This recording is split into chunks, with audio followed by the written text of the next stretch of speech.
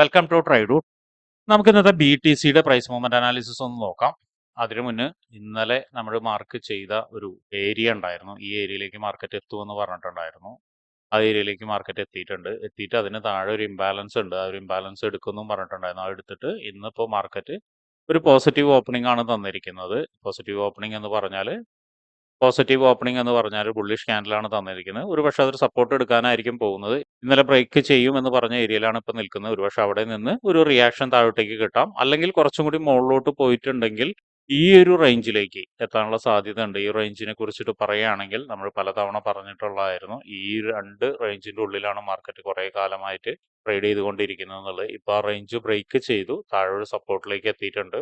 അപ്പോൾ ഈ റേഞ്ചിലേക്ക് ഒരിക്കൽ കൂടി എത്തുന്ന സമയത്ത് ഇവിടെ ഒരു ഇമ്പോർട്ടൻ്റ് ആയ ഒരു ഇംബാലൻസ് കിടക്കുന്നുണ്ട്. ആ ഒരു ഇംബാലൻസിനെ മാർക്ക് ചെയ്യുന്നുണ്ട്.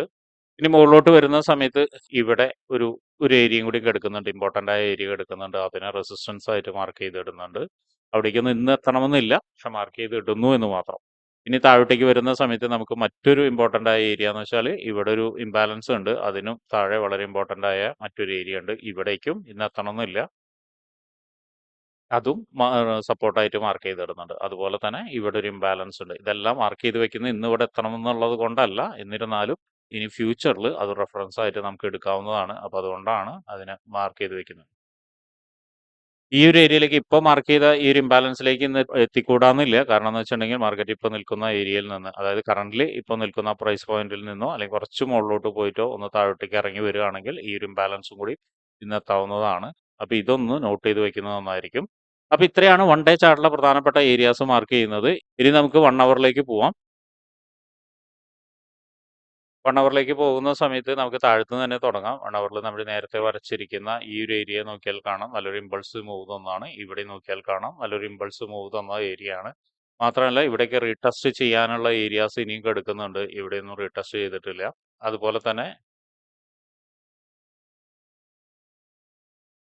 അതുപോലെ തന്നെ ഈ ഏരിയയുടെ പ്രത്യേകത എന്ന് വെച്ചാൽ മൾട്ടിപ്പിൾ ടൈം അവിടെ മാർക്കറ്റ് വന്ന് റീടെസ്റ്റ് ചെയ്തൊരു ഏരിയ ആണ്. അപ്പോൾ ഈ രണ്ട് പ്രൈസ് പോയിന്റ് ഒന്ന് നോട്ട് ചെയ്ത് വെക്കുന്നത് നന്നായിരിക്കും. എന്തായാലും അതിന്റെ കളർ ചേഞ്ച് ചെയ്തിടുന്നുണ്ട്.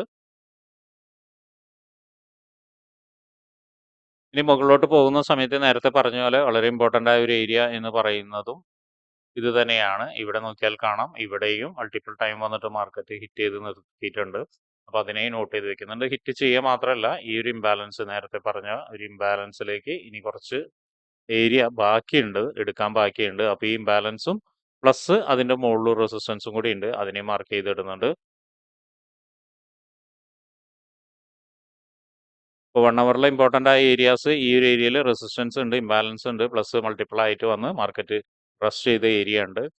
ഇനി ഒരു പ്രധാനപ്പെട്ട ഏരിയ ഇത് തന്നെയാണ്. നമ്മൾ താഴത്തെ മാർക്ക് ചെയ്ത സപ്പോർട്ട് ഏരിയ തന്നെയാണ്. ഓൾറെഡി സപ്പോർട്ട് ഏരിയ മാർക്ക് ചെയ്തുകൊണ്ട് വീണ്ടും ചെയ്യുന്നില്ല. ഇനി നമുക്ക് 50 മിനിറ്റ്സിലോട്ട് പോയതിനു ശേഷം എൻട്രി സാധ്യതകൾ എന്തെങ്കിലും ഉണ്ടോ എന്നുള്ളത് നോക്കാം. 50 മിനിറ്റ്സിൽ ഇപ്പോൾ ഒരു ബൈ എൻട്രി കാണുന്നുണ്ട്. ബൈ എൻട്രി എന്ന് പറഞ്ഞാൽ മാർക്കറ്റ് നിൽക്കുന്ന ഏരിയയിൽ നിന്ന് ഇപ്പോൾ നോക്കിയാൽ കാണാം മാർക്കറ്റ് ഇവിടെ നിന്ന് ഷിഫ്റ്റ് ചെയ്ത് പ്രൈസ് മൂവ് ചെയ്തിട്ടാണ് മുകളിലോട്ട് പോകുന്നത്. അപ്പോൾ ഈ നിൽക്കുന്ന ഏരിയയിൽ നിന്ന് ഒരുപക്ഷെ ഒന്ന് ബ്രേക്ക് ഔട്ട് തന്നിട്ട് ഈ കാണുന്ന ഏരിയ, അതായത് ഈ കാണുന്ന പോയിന്റിൽ നിന്ന് മാർക്കറ്റ് ഒന്ന് താഴോട്ടേക്ക് ഇറങ്ങാൻ സാധ്യതയുണ്ട്. അങ്ങനെ താഴോട്ടേക്ക് ഇറങ്ങുകയാണെങ്കിൽ ഒരുപക്ഷെ മാർക്കറ്റ് കുറച്ച് താഴോട്ടേക്ക് വീണ്ടും ഇറങ്ങും. വീണ്ടും ഇറങ്ങുക എന്ന് പറഞ്ഞാൽ വീണ്ടും ഈ ഒരു ഏരിയയിലേക്ക് വീണ്ടും ഇറങ്ങാനുള്ള സാധ്യത കാണുന്നുണ്ട്. അങ്ങനെയുണ്ടെങ്കിൽ ഇവിടെ നിന്ന് നമുക്കൊരു ബൈ എൻട്രി ഉണ്ട്.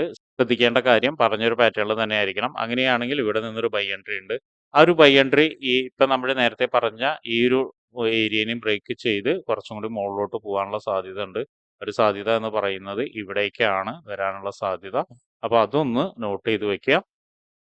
മാത്രമല്ല ഇതും ബ്രേക്ക് ചെയ്ത് കഴിഞ്ഞാൽ മോസ്റ്റ് പ്രോബബ്ലി മുകളിലോട്ട് പോകും. കാരണം മൾട്ടിപ്പിൾ ടൈം ഇവിടെ നിന്ന് മാർക്കറ്റ് റസ്റ്റ് ചെയ്താണ്. അപ്പോൾ അതുകൊണ്ട് മോസ്റ്റ് പ്രോബബ്ലി മാർക്കറ്റ് മുകളിലോട്ട് പോയി കഴിഞ്ഞ് ഈ ഒരു ബ്ലൂ ലൈനിലോ അല്ലെങ്കിൽ ഈ ഒരു ബ്ലാക്ക് ലൈനിലേക്കോ എത്താനുള്ള സാധ്യത കാണുന്നുണ്ട്. അപ്പോൾ ഇങ്ങനെ ഒരു ബൈ എൻട്രി ഉണ്ട്.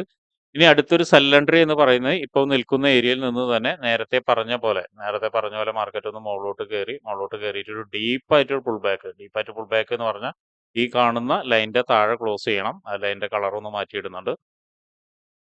ഈ ലൈനിന്റെ താഴെ ക്ലോസ് ചെയ്യണം. നല്ലൊരു ക്യാൻഡിലോട് കൂടി ക്ലോസ് ചെയ്തിട്ടുണ്ടെങ്കിൽ അവിടെ നിന്ന് നമുക്ക് ഒരു ചെറിയ റീടെസ്റ്റ് വരുന്ന സമയത്ത് നമുക്കൊരു സെൽ എൻട്രി എടുക്കാം.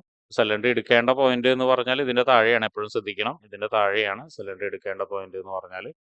അപ്പോൾ ഇതാണ് 2 സാധ്യതകളുള്ളത്. ഇനി ഈ ഒരു ലോയിനെ ബ്രേക്ക് ചെയ്യുകയാണെങ്കിൽ, നേരത്തെ പറഞ്ഞ പോലെ ഈ ഒരു ലോയിനെ ബ്രേക്ക് ചെയ്തിട്ടാണ് മാർക്കറ്റ് വരുന്നതെങ്കിൽ നമുക്ക് അടുത്തൊരു സെൽ ഓപ്പർച്യൂണിറ്റി ഉണ്ട്. അതെങ്ങനെയെന്ന് വെച്ചിട്ടുണ്ടെങ്കിൽ മാർക്കറ്റ് നല്ലൊരു സ്ട്രോങ് ബ്രേക്ക് നടന്നതിന് ശേഷം ഒരു റീടെസ്റ്റ് വരാം. ഇതിൻ്റെയൊക്കെ ഉള്ളിലേക്ക് അല്ലെങ്കിൽ ഇവിടേക്ക് ഒരു റീടെസ്റ്റ് വരാം. ആ റീടെസ്റ്റ് വന്നു കഴിഞ്ഞാൽ നമുക്ക് അവിടെ നിന്ന് റീടെസ്റ്റ് ഏരിയയിൽ നിന്ന് നമുക്കൊരു സെൽ എൻട്രി എടുക്കാം. ഏറെക്കുറെ ടാർഗറ്റ് ഇവിടെ വരെയൊക്കെ എത്താനുള്ള സാധ്യത കാണുന്നുണ്ട്. അപ്പോൾ അതും നോട്ട് ചെയ്ത് വെക്കുക. ഇന്നും വലിയൊരു മൂവ്മെന്റ് എക്സ്പെക്ടേഷൻ കാര്യമായിട്ടില്ല. മിക്കവാറും ഇത് ബ്രേക്ക് ചെയ്ത് കഴിഞ്ഞാൽ ഈ ഒരു ലെവലിന്റെ ഉള്ളിലായിരിക്കും കൂടുതലും മാർക്കറ്റ് ഇന്ന് ട്രേഡ് ചെയ്യുന്നുണ്ടാവുക. മിക്കവാറും ഇതിന്റെ ഉള്ളിലായിരിക്കും ചെയ്യുന്നുണ്ടാവുക.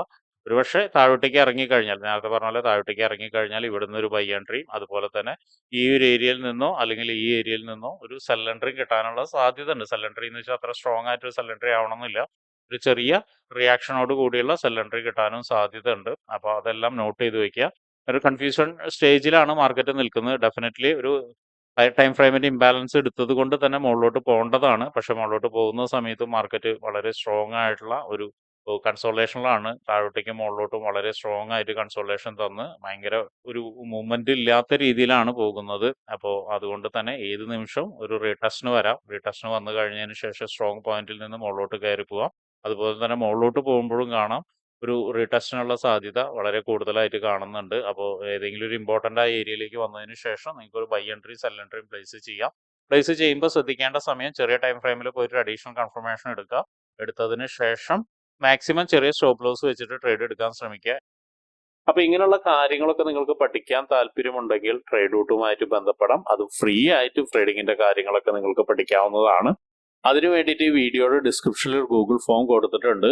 ആ ഗൂഗിൾ ഫോം കൃത്യമായി വായിച്ച് അതിലുള്ള കണ്ടീഷൻസ് ഒക്കെ ഓക്കെ ആണെങ്കിൽ മാത്രം ഫിൽ ചെയ്യുക. അതോടൊപ്പം തന്നെ ഡിസ്ക്രിപ്ഷനിലുള്ള വാട്സപ്പ് ചാനലിൽ നിങ്ങൾക്ക് ജോയിൻ ചെയ്യാവുന്നതാണ്.